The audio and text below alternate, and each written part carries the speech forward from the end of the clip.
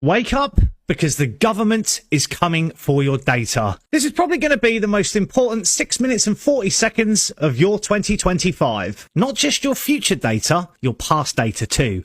Everything you've bought, every website you've visited, every location you've been to, every financial transaction you've made, they want it.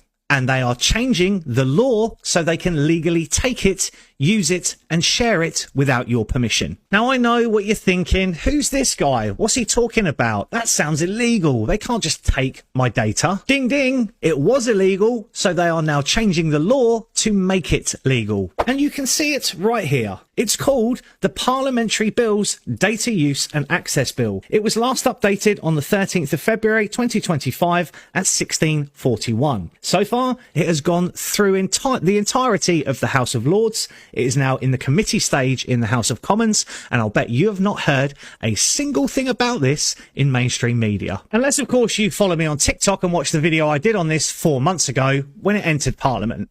No? Well, I suggest you pay attention now. And let's make this abundantly clear. This isn't some online safety policy or a vague data protection law. This is a 270-page government bill quietly running through Parliament while everyone is too distracted by tax rises, net zero policies, and the usual media circus to notice. It's called the Data Use and Access Bill. And if you don't understand what's coming, you're in for a very big shock. So let's explain this in simple terms, because I'm not some high-end lawyer who sits reading through hundreds of pages of government legal jargon just for the fun of it. No, what I do is use AI to rip these documents apart, extract what actually matters, and expose what's buried inside. Because let's be completely honest, who has time to decode 270 pages of legal jargon? And when you strip away the fluff, this bill is one hell of a power grab. But what does the bill actually do? Because this isn't about protecting your data or making life easier. This is about total control over digital identity, financial transactions, and online access. And it expands government control over data access. It introduces centralized digital verification, fingerprints, face scans, and iris scans, and it lets them go back years and retrieve past transactions, purchases, and digital history. And it aligns perfectly with EU digital identity laws. Because we left the EU, right? We weren't automatically subjected to their data control laws that they're pushing on the other 27 countries. So what's the UK government doing? Copying them anyway.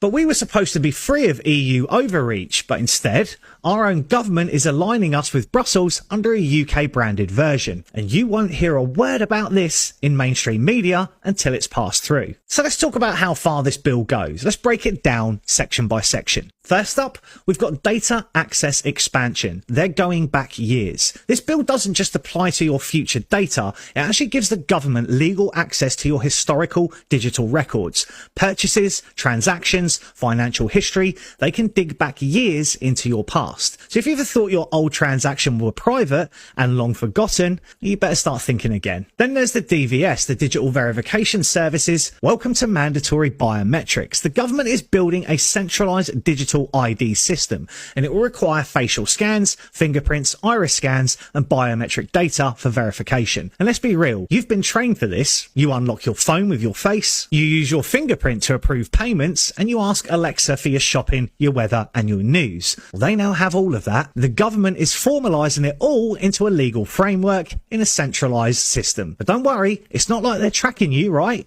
It's not like they're listening to you, right? Wake up.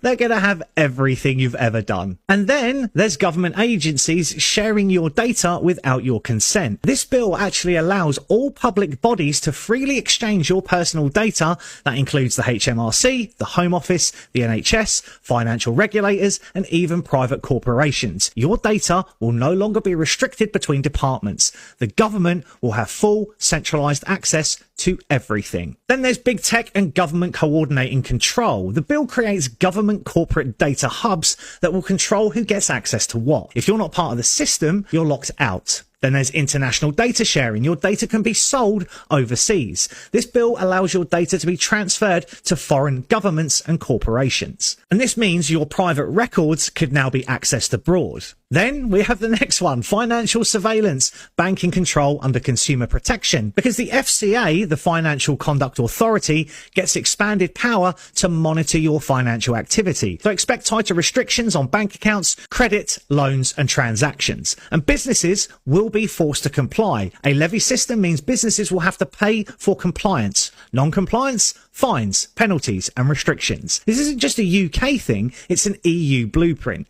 This is straight out of the EU's digital control playbook. Then we'll have EU digital identity regulation, the EU DI, because the EU is creating a centralised digital identity wallet for all citizens. Governments will store and control personal and biometric data, and you'll need it to access services. And that brings us on to the Data Governance Act. The EU is expanding data sharing laws between governments and corporations. Sound familiar?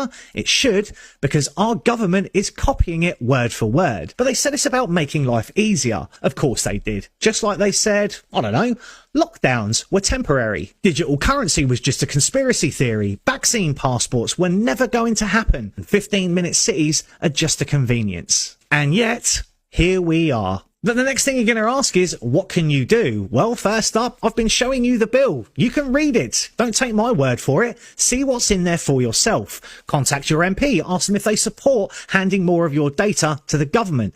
And share this video, because once this system is in place, there is no opting out. So I would like, share, comment, because this needs to be seen before it's too late. And if I was you, I'd wake up now. Go to the Parliamentary Bills webpage, search data, and you will see the bill at the top of the list. Whether you do or not, that's up to you.